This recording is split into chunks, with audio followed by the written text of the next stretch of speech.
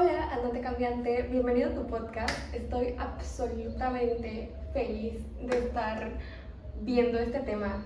Es una pregunta y no podemos crear más preámbulo. En el momento en el que cliqueaste este episodio, sabemos que la pregunta que está entre nosotros ahora es: si forzaras las cosas, ¿ya no sentirías desesperación?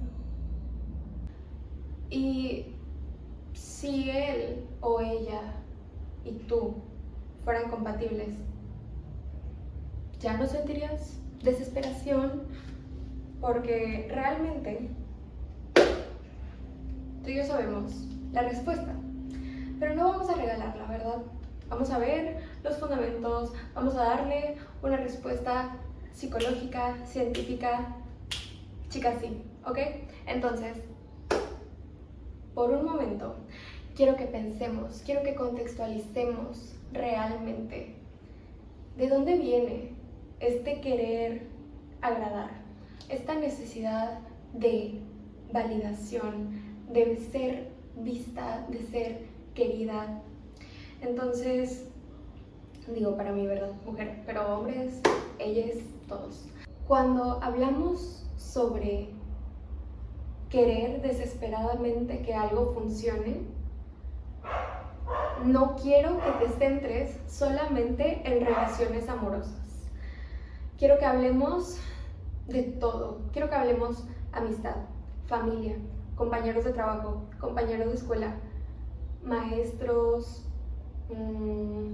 todas las relaciones humanas en las que nos hemos visto en algún momento con esa espinita de que quisiera haber caído bien, pero quién sabe. Y entonces este capítulo va a estar aunado sumamente con la compatibilidad que hay, que es un pilar para que una relación se desenvuelva. Ni qué decir amorosa, pero estoy segura de que aplica para las demás. Antes que todo, quiero validar estas emociones, ¿sí? Estas emociones de desesperación por querer caerle bien a las personas, por querer ser apreciado, por querer ser amado. La teórica Karen Horney estableció en su teoría de necesidades neuróticas que la necesidad de afecto, la necesidad de amor es absolutamente normal en los humanos. De hecho, es anormal no tenerla, porque así de importante es para los seres humanos sentirse parte de algo. ¿Quieres que te la justifique? Bueno, te la justifico entonces, preciosa. El amor es necesario desde el hecho de que los humanos necesitamos una persona que nos acuñe desde que nacemos, que esté con nosotros, que nos cuide, y entonces se va desenvolviendo, y con el tiempo este sentido de unidad se ha vuelto clave para que podamos convertirnos en lo que somos hoy, que es una sociedad que está compuesta por todas estas lealtades y empatía del uno al otro. Así que, por favor, no es nada de que avergonzarse, sentirse como que les falta en el pecho un poco de amor, un poco de afecto. Chicos, yo lo entiendo y de verdad necesito que entiendan que es normal y que no se vayan a culpabilizar por esos momentos. Quiero que hablemos sobre ti específicamente y sobre cómo es que esta necesidad de recibir afecto a veces puede irse muy lejos. Una persona introvertida puede sentir felicidad y puede expresarla al máximo con las personas que de verdad ama, ¿verdad? Una persona extrovertida puede sentir tristeza e incluso estando en público podría no hacer un escándalo por eso. Lo que Jung se refería cuando planteó estas ideas de personalidad es que la energía psíquica para los introvertidos se expresa más hacia el interior Y para los extrovertidos, esta energía necesita expresarse hacia afuera, hacia el mundo. Entonces, también se aúna muchísimo con el hecho de que cada uno de nosotros necesitamos diferentes cosas para recargar nuestra energía. Y él se refiere entonces a que los introvertidos recargan sus baterías cuando están solos, cuando pueden explorarse, conocerse. Y entonces los extrovertidos, él dice, claro, ellos van por la vida y viendo al otro se encuentran a ellos de una forma más fuerte que la que se pueden encontrar solos. Es algo que los nutre, es algo que los recarga. No quiere decir que no vayan a pasar tiempo a solas y sentir, ya saben, que se conocen, porque todos, absolutamente todos necesitamos autoconocernos. Este proceso que de verdad es el primer paso en un viaje donde quieras comprender al mundo y a ti mismo, pienso que primero te tienes que conocer a ti, ¿verdad? Ahora, están también las personas ambivertidas. Y con este quiero que entendamos que el 60% de la población es ambivertida. Entonces, probablemente somos tú, probablemente somos tú y yo. Esto no quita que, como la personalidad es este espectro, ¿verdad? Va a haber momentos en los que una persona ambivertida se sienta extrovertida y otros en los que se sienta introvertida. Y justamente también leí que era como algo muy bueno esta fluidez, porque puede determinar en qué momentos necesita ser más retroceder un poco, o en los que necesita expresar más, brindar sus ideas al mundo, a su trabajo. Entonces, eso es algo. El por qué algunos de nosotros necesitamos más atención y devoción que otros puede venir del hecho de que cuando éramos bebés, cuando éramos niños, hubo algunas etapas en las que no se nos brindó esta libertad de expresión y ese amor incondicional. Entonces, pues a lo largo de la vida lo vamos buscando desesperadamente.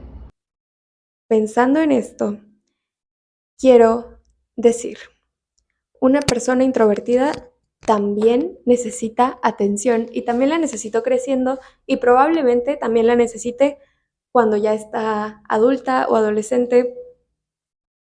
Esta atención, una persona introvertida la puede expresar por un medio distinto que una persona extrovertida, ¿verdad? Claramente, pero está ahí. No porque no se exprese significa que no se sienta.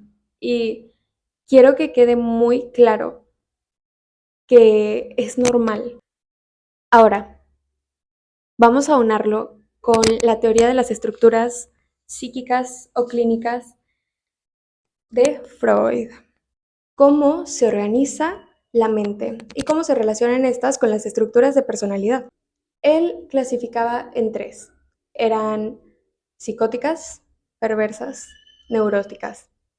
Y dentro de las neuróticas estamos la mayoría de la población, por lo que es en las cuales nos vamos a centrar. Cuando él hizo las clasificaciones neuróticas, tenía un contexto médico y él se hizo el inventado y dijo, vamos a hablar de una metáfora que es neurosis, porque a este punto la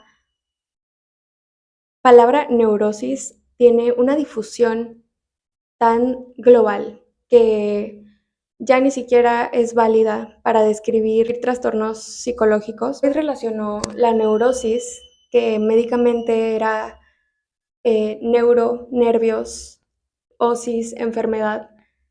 Entonces, una enfermedad de los nervios que impedía que muchas personas tuvieran movilidad. Él lo relacionó con la tensión que existe en los cables de la mente. Entonces hablamos de nervios, cables, mente, tensión, tensión, enfermedad, ¿ok? No es algo literal, es algo metafórico. Quiero que entiendan entonces que hablamos sobre cómo estas corrientes eléctricas que son nuestras neuronas, pues tienen alguna tensión o dificultad a la hora de tomar decisiones, a la hora de movernos en la vida. Y entonces, dentro de las neuróticas, que pensarías que es algo negativo, en realidad están tres estructuras, que son las ideales para funcionar dentro de la sociedad y de hecho es la única forma en la que pueden funcionar dentro de la sociedad. Estamos hablando de que esta tensión es más que nada entre lo que uno quiere, desde los deseos más profundos de uno hasta la versión super yo, que habla sobre cómo ser perfectos según lo que nos pide la sociedad.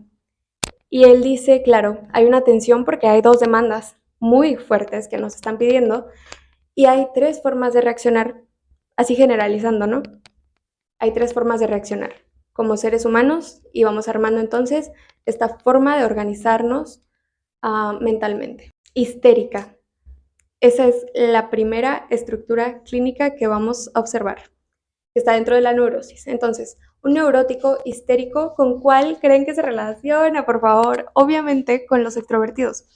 Estamos hablando de personas que necesitan expresar para regular esta tensión entre lo que se les pide, entre lo que no. Cuando yo pienso en histéricos, pienso muchísimo en personas que justamente se dedican a el mundo del espectáculo. Pienso que un ejemplo muy bueno es Daisy Jones de su serie. Todos quieren a Daisy Jones. Um, en el libro y en la serie explican sobre cómo ella siempre ha tenido esta necesidad de conexión con los demás de una forma muy intensa, de cómo, pues también, según su contexto, también Karen Horney lo dice, según su contexto va necesitando más o menos atención, no conexión, ¿cómo se dirá? Amor, ¿sí? Y pienso que también es importante ver la diferencia entre sentirse amado y sentirse visto de una forma superficial que te hace sentir que tal vez esa adoración, que no es alguien que te conoce como tal, se sienta tan profunda como un amor que sí lo hace y que se esfuerza por hacerlo. Y ella incluso lo llegó a confundir en la serie. Se casó con una persona que recién conoció para poder llenar este vacío, ¿verdad? Y hay una frase dentro de que está conociendo a la familia de esta persona y hay un hombre que le dice que él hace arte solo por hacerlo, por sacarlo, por tenerlo ahí, no para compartirlo. Él dice que a él no le interesa compartirlo, que lo importante para él es hacerlo, estar en paz con eso. Y entonces su amiga, una persona que la conoce, le dice, sabes que eso no sería suficiente para ti, porque tú necesitas conectar, porque eso es lo que te llena. Y justamente es lo que estábamos hablando de las personas extrovertidas, sobre cómo recargan sus baterías hablando con los demás, viendo qué hay en el mundo, reconectando de esa forma más recíproca. Ninguno de estos arquetipos de personalidad está mal, ¿sí? Todos aman de una forma especial y de una forma diferente. Y quiero que consideremos entonces que tal vez las personas que están dentro de este ámbito del espectáculo tienden a ser de este tipo que necesita atención en el sentido de conectar, pero también puede llegar a estas consecuencias incluso somáticas, donde si todo depende de cómo te responden las personas, entonces no hay nada que sea solo sobre ti y lo que tú necesitas. ¿Qué está pasando ahí? Ahí siento que hay una falta de introspección y una falta de autocuidado y autoconocimiento que se va a ir desenvolviendo cuando sea el momento para cada uno, pero que es necesaria para tener una mejor calidad de vida, para dejar de sentir este malestar cuando no recibimos un buen visto de las personas. Y muchas veces, imagínense, si cada vez que no recibiéramos un buen visto, se nos viniera el mundo abajo. Eso es muy peligroso, es muy dependiente. Y entonces ahí tenemos la primera estructura clínica y la primera personalidad. Ahora vamos a hablar sobre las personas introvertidas. Su estructura clínica es la estructura de obsesividad, obsesivos, neuróticos obsesivos. Entonces, pues estas personas se caracterizan por ser muy racionales, tener todo ser muy precisos con sus movimientos, am, por pensar racionalmente, ¿sí? Por tener una gran capacidad de análisis. Y por ende, se pensaría que esta introspección está presente, pero muchas veces podría ser que está reprimida también. Entonces, hay que pensar en qué pasa cuando una persona obsesiva cae en esta necesidad de querer ser amado. Porque una persona obsesiva siempre se caracteriza, ok, no siempre porque las ciencias sociales no son exactas, pero una persona introvertida, obsesiva, probablemente se caracterizaría, muy probablemente, se caracterizaría por querer amar.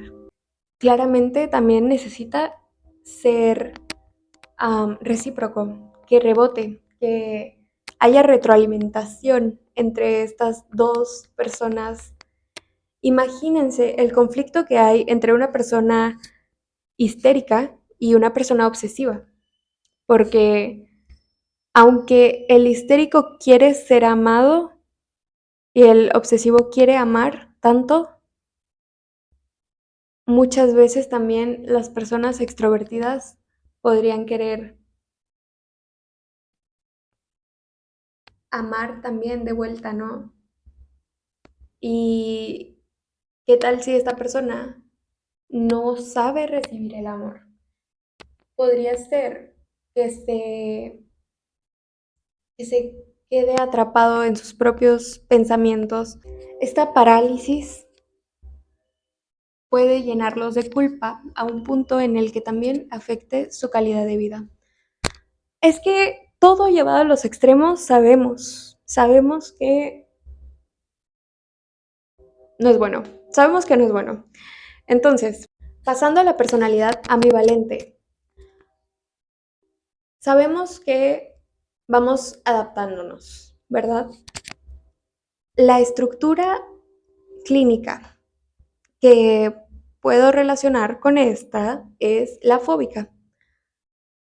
Pero es que la verdad, las tres suenan tan pesimistas y es una de las críticas al psicoanálisis que todo lo se siente patologizado, aunque si te adentras en la teoría, realmente no lo está, simplemente estaba describiendo formas en las que normalmente funciona un humano y es gracioso empezar a conocer más sobre el psicoanálisis y darte cuenta que todo lo que le critican este, está mal interpretado o mucho de lo que critican. Entonces, una persona fóbica puede ser aquella que trata de negociar en su ambiente para obtener resultados que le favorezcan.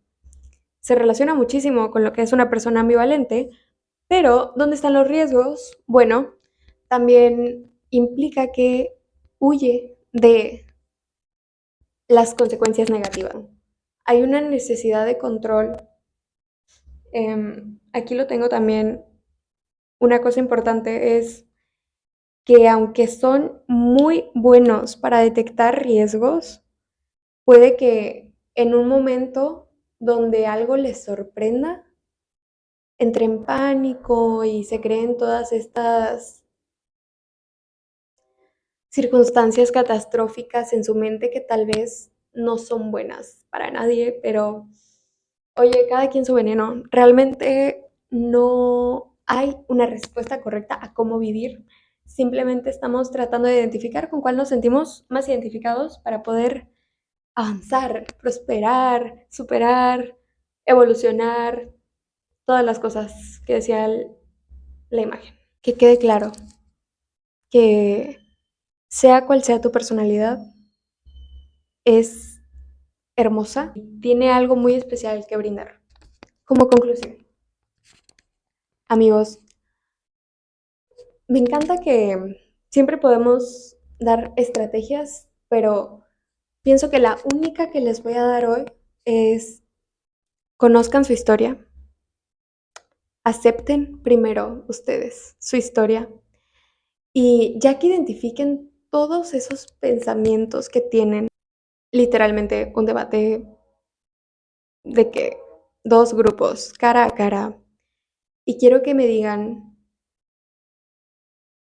¿en serio crees que vas a ser así, que no hay alguna acción que puedas hacer para sentirte más cómodo con tu vida, con cómo te mueves a través de ella y con cómo las personas que te rodean se relacionan contigo? ¿No quieres que esa relación sea natural, que sea desde el interés mutuo y que ambas se sientan absolutamente cómodas y aceptadas? Yo estoy segura que muchos van a decirme que sí, que esas ideas negativas no tienen que ser eternas, no son eternas. Nada es eterno y tú puedes con esto, tú puedes con muchas cosas, ¿sabes?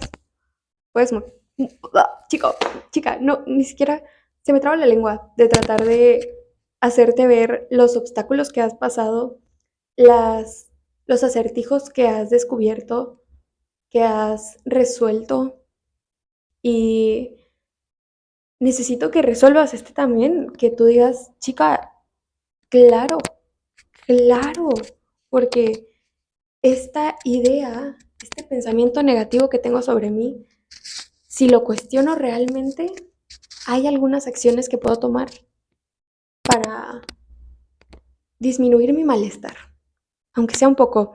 Y eso ya es suficiente porque estás haciendo algo por ti.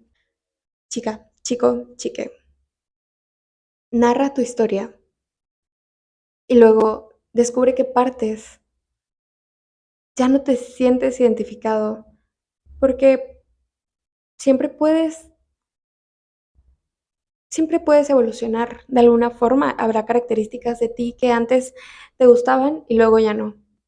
Hay creadoras de contenido que tuvieron una época en la que decían, no sé, en la que se movían con tanta agresividad hacia su público y después entienden que a lo mejor su odio es un poco irracional y no aplicable a todos y entonces se detiene y se reconstruye y dice, claro, voy a cambiar mi forma de hablarle al mundo, porque en el cómo le hablas al mundo está tu realidad que estás construyendo, porque el mundo también eres tú. Y entonces el lenguaje también hay que cuidarlo muchísimo. Chicos, los quiero, les mando un abrazo.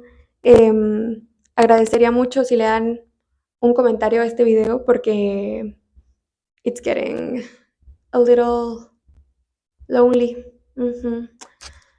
Y bueno, todos merecemos ser reconocidos, amados y hay que cuidar llegar a los extremos porque pues hay mucho peligro, chicas, chicos, chiques.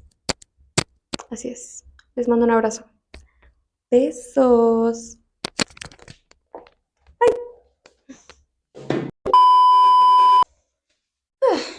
Por cierto, ¿les gusta mi outfit? La verdad que me borré. O sea, chicos, ¿entienden? La verdad era obvio de que, digo, tengo un podcast. Me gusta que me escuchen y todo, ¿saben? Pero, ajá, estamos de que en temática. Y eso me encanta. Eso me encanta, me encanta, me encanta, me encanta.